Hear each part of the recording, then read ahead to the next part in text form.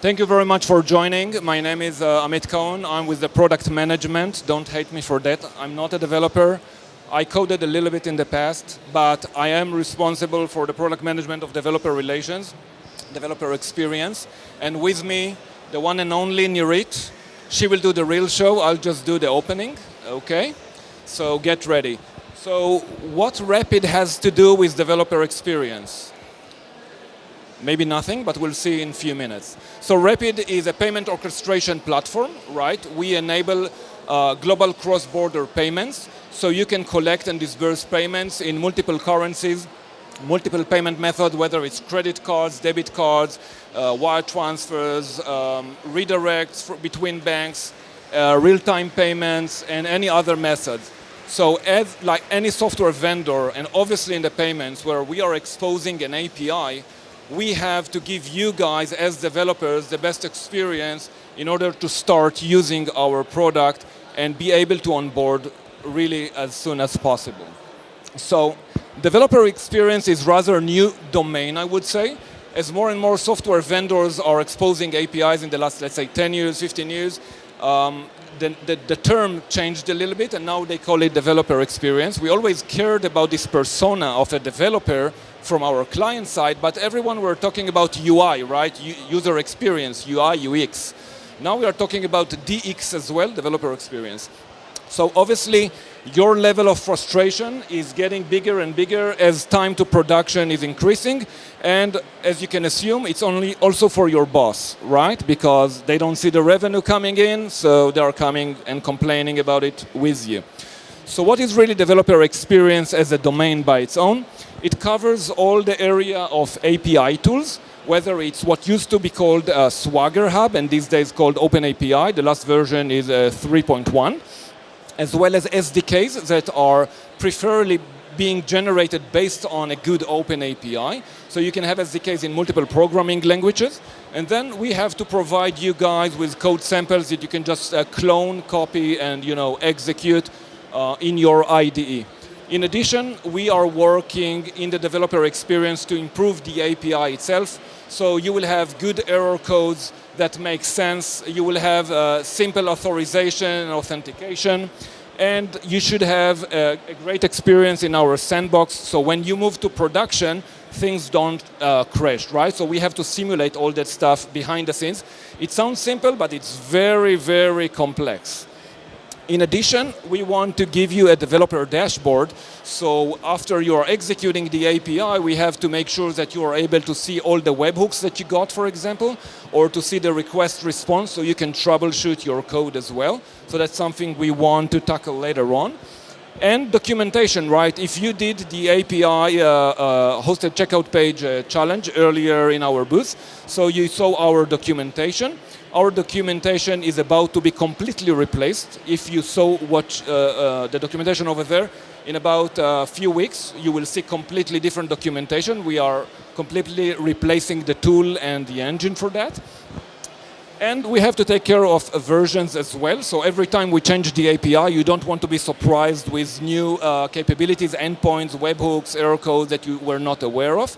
The OpenAPI will help with that as well. And finally, last but not least, developer community. We all are still human beings. We were not replaced yet with AI. So we want to communicate in some place, whether it's physical, face-to-face, or virtually. We are running hackathons. So you are more than welcome to join our community. For example, last year, the winner from out of 5 hackathons is going on space, like the physical space. I mean it. Okay? So that's about developer experience. A little bit how all this stuff is coming together.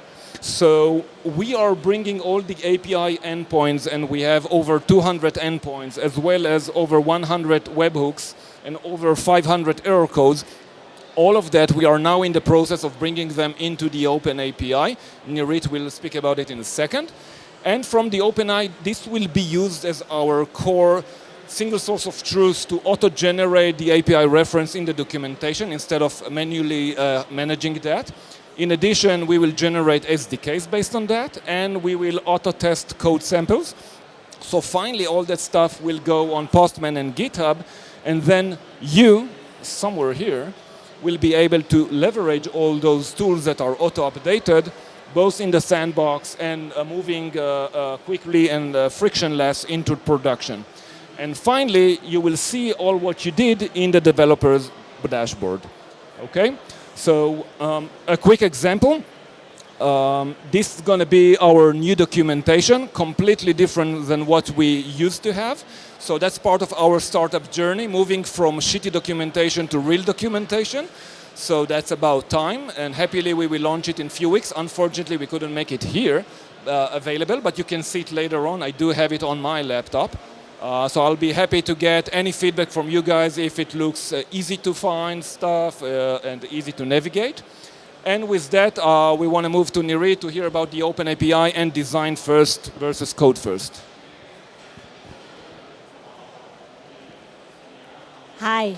Today I'd like to talk about a design-first approach and how it's essential for startups as they grow and evolve. So often when startups start its journey, we are usually running very fast to coding, right? We get business opportunity and we run very fast to code and test and deploy just to put something in the market as soon as possible. And then what we have a spaghetti, right? You are all familiar with this situation that you code really fast, skip the design, and it starts to be a little bit complex. So as our startup grows, and in terms of features and scalability and user base, we have to pay attention to the overall design and architecture. We have to pivot and take a turn-off in this term and to think about the design-first mindset, to adopt it.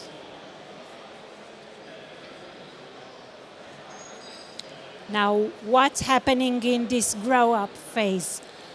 We recognized it in Rapyd, and we took this phase, this shift to design-first approach. What does it mean? It means prioritizing the overall design and architecture of a product from the beginning. You know, when you put everyone in the same room to do a design, you gain the cross-functional collaboration. You put the developers and the products and the QA and the operation, everyone. You gain everyone engaged to this, to the business opportunity that you gain. So, what are the benefits of each approach? So we said that in the beginning, we run fast, very fast to code. And we get faster prototyping of the product. We can test it, and we can get really fast feedback from our clients. We also get flexibility because we provide ad hoc solution to the business requirements that we get. Though it's only natural to do it, to take the code-first approach when you are a startup. Oh, it's the opposite. No, the code-first approach is the faster one, right? You skip the design and you run directly to the code.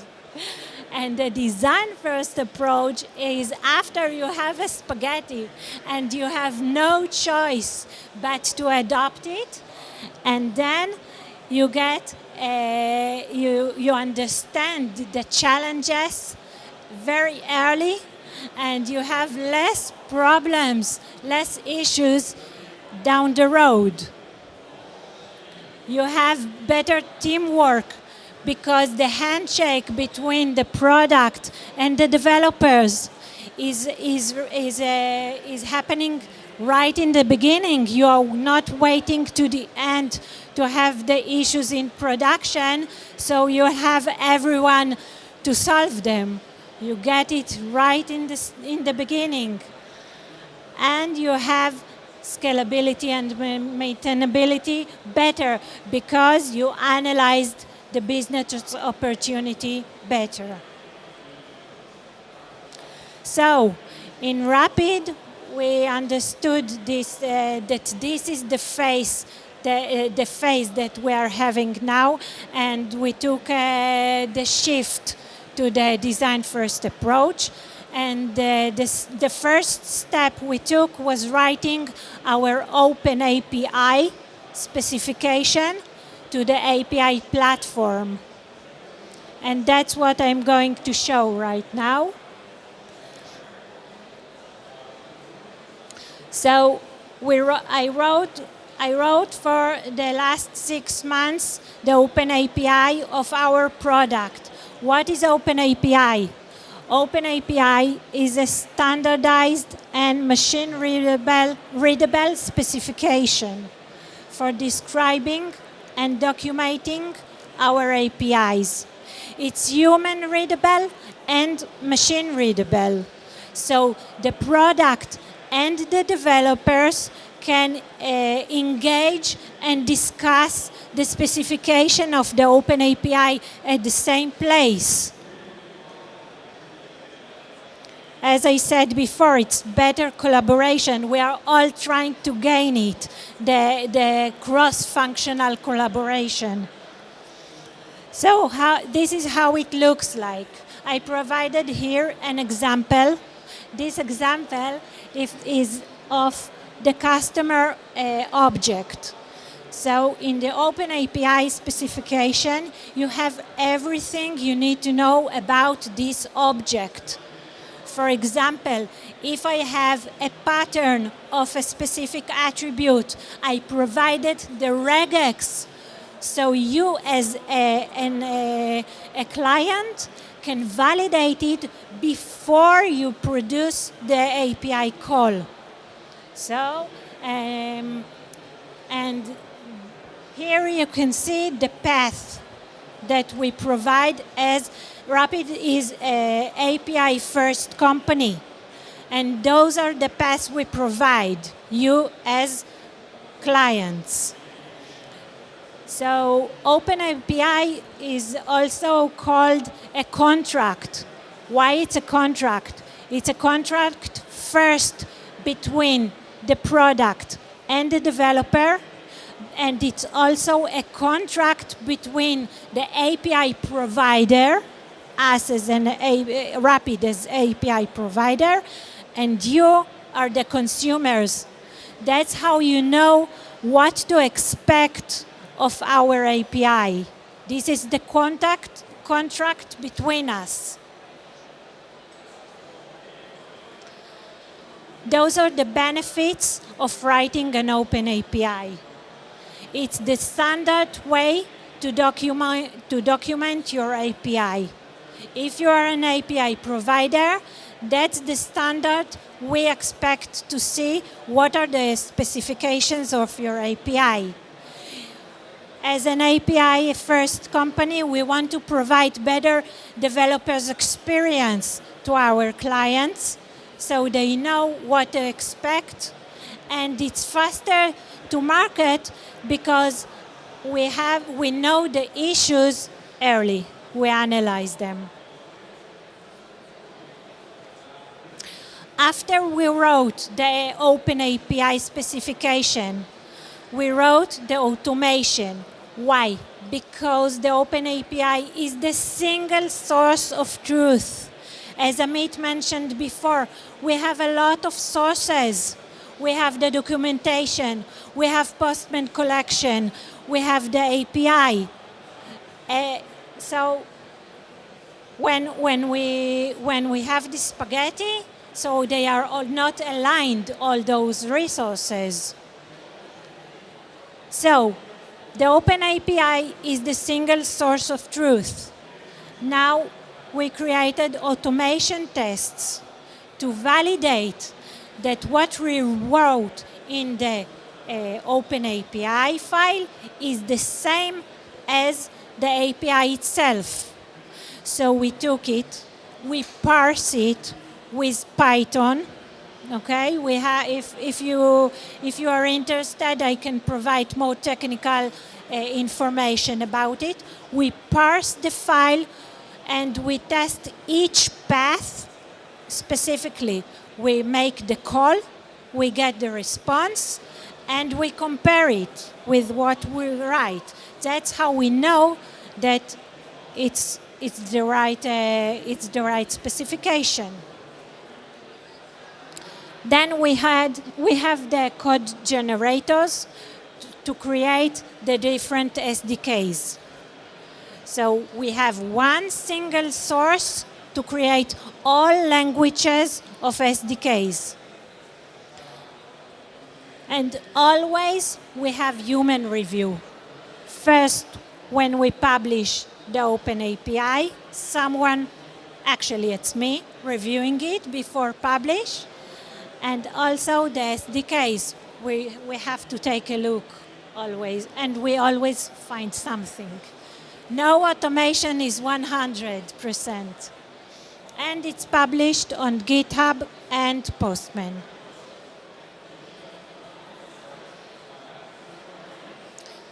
Developers like memes, right? So I'm Nirit. I'm here in the conference. If you want to discuss API management, OpenAPI specification, I'm here for you. Please feel free to approach me. Thank you.